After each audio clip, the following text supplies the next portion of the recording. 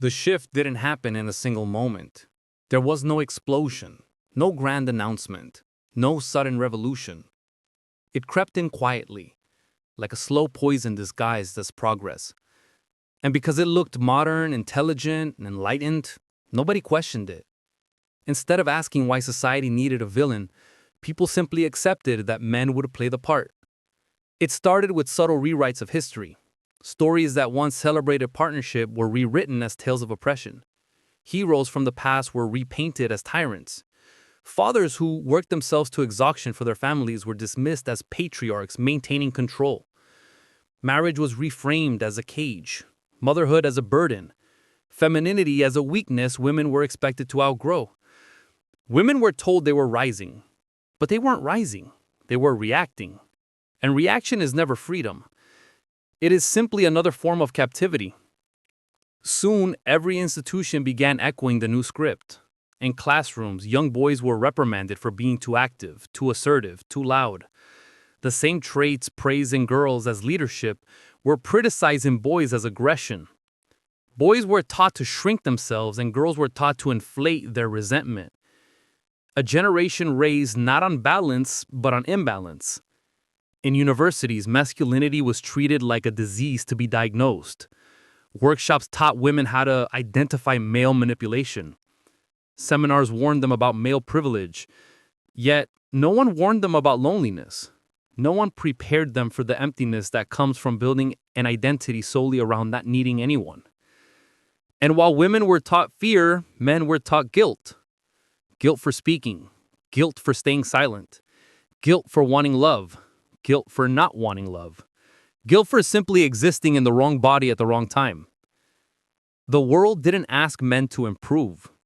It asked them to disappear. Slowly they did. First emotionally, then socially, then romantically. They weren't angry. They were exhausted. The constant pressure to prove they weren't threats. The constant fear of saying one wrong word. The constant suspicion directed at every compliment, every action, every intention. It wore them down. Men withdrew not because they hated women, but because they were tired of being hated in return. And the irony is brutal. The more men pulled back, the more women insisted. It proved they were right about men all along. The poison kept spreading. Women grew colder because they thought that was strength. Men grew silent because they thought that was safety. Relationships felt brittle, like glass ready to crack at the slightest touch. Intimacy turned into performance. Trust turned into strategy. Connection turned into currency.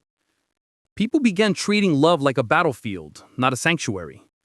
And every day, the war grew quieter, deeper, more ingrained until both sides forgot who fired the first shot. But beneath the noise of empowerment slogans and online rage, something else was beginning to break. Not society, not relationships, but identity.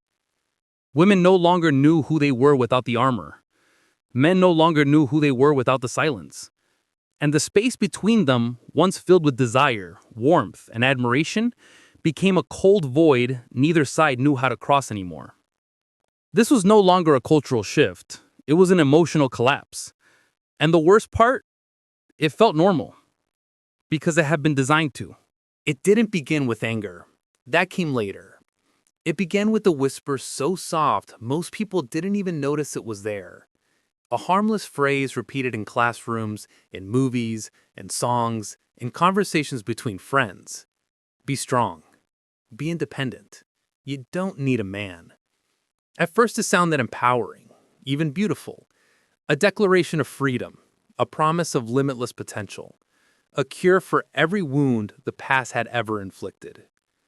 But buried inside that message was a seed, and the world kept watering it without ever checking what kind of tree it would grow into. Soon, every form of media began to amplify the whisper. Commercials showed women rolling their eyes at clueless husbands. Sitcoms turned fathers into buffoons, good for nothing but jokes. Talk shows labeled male desire as predatory, male ambition as oppressive, male leadership as harmful. Songs praised independence while mocking commitment. Movies celebrated the heroine who rose by stepping over the broken caricature of a man. It wasn't called hatred. It wasn't even called resentment. It was branded as empowerment, progress, justice.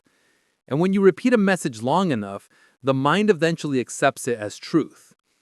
A generation of women grew up hearing that men hold them back, men silence them, men limit them, men are the reason for their pain.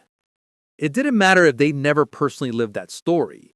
It became the story of their culture, the story they were expected to inherit, the story they were taught to repeat. Over time, something shifted. Women didn't just fight for respect. They were told to fight against connection.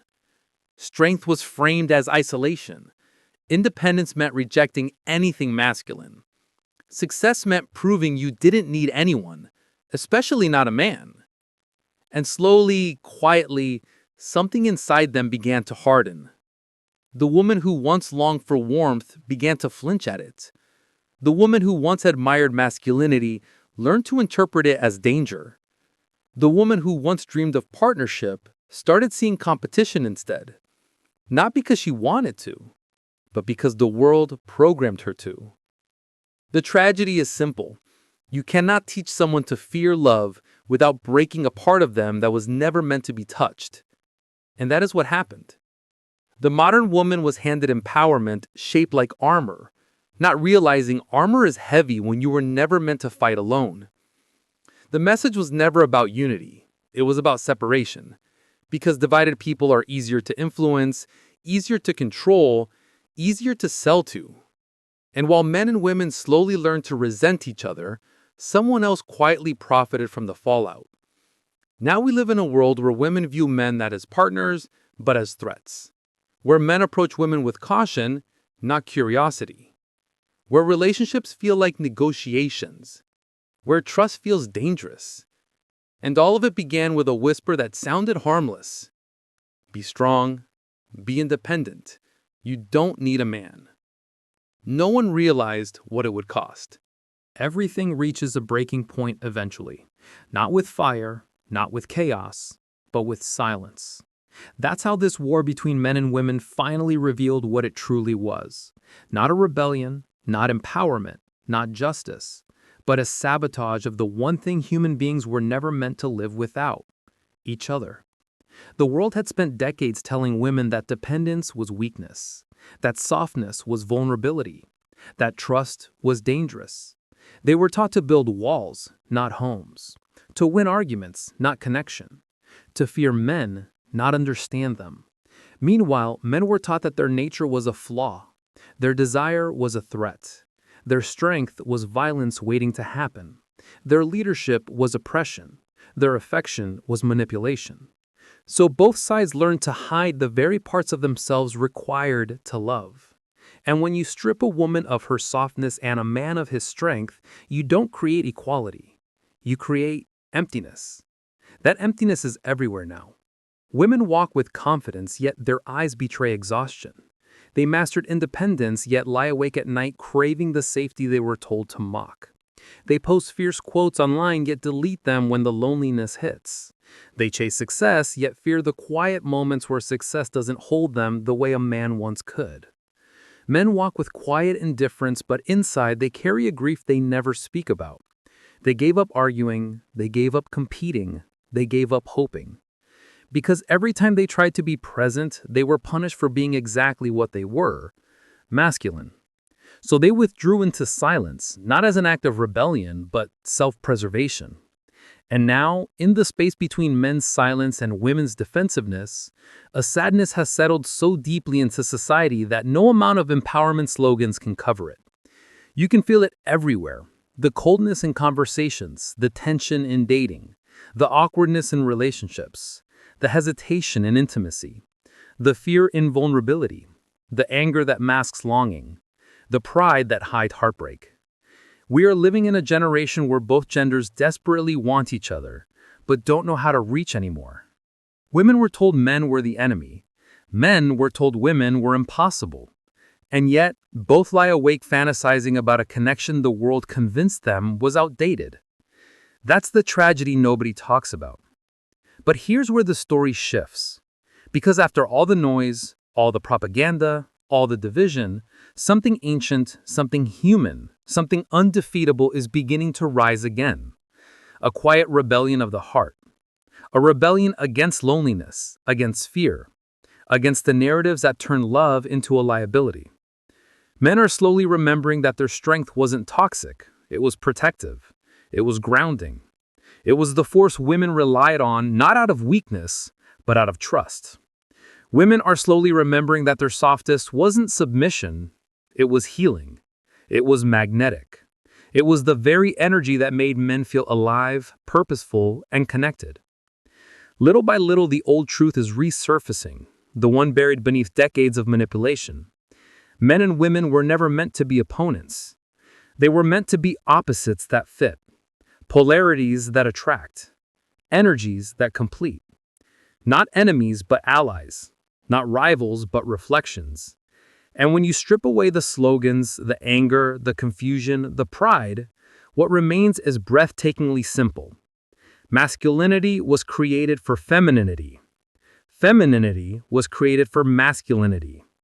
Together they form a design older than any ideology, stronger than any narrative, more sacred than any agenda. Human connection. The kind that builds families, civilizations, legacy. But here's the uncomfortable truth. To restore that connection, both sides must confront the lies they swallowed. Women must face the ache they buried under empowerment. Men must face the silence they used as armor. Both must face the truth that independence feels powerful, but interdependence feels alive. The world will resist this. Outrage is profitable. Division is powerful. Loneliness is good for business. But nature doesn't care about business, and love doesn't care about politics. It only waits, quietly, patiently, relentlessly, for the moment when men and women finally look at each other again. Not with suspicion, not with pride, not with fear, but with remembrance. The remembrance that we were never meant to fight. We were meant to build, together. And when that realization finally hits, when the pride finally collapses, when the silence finally breaks, the war ends, not with victory, but with recognition.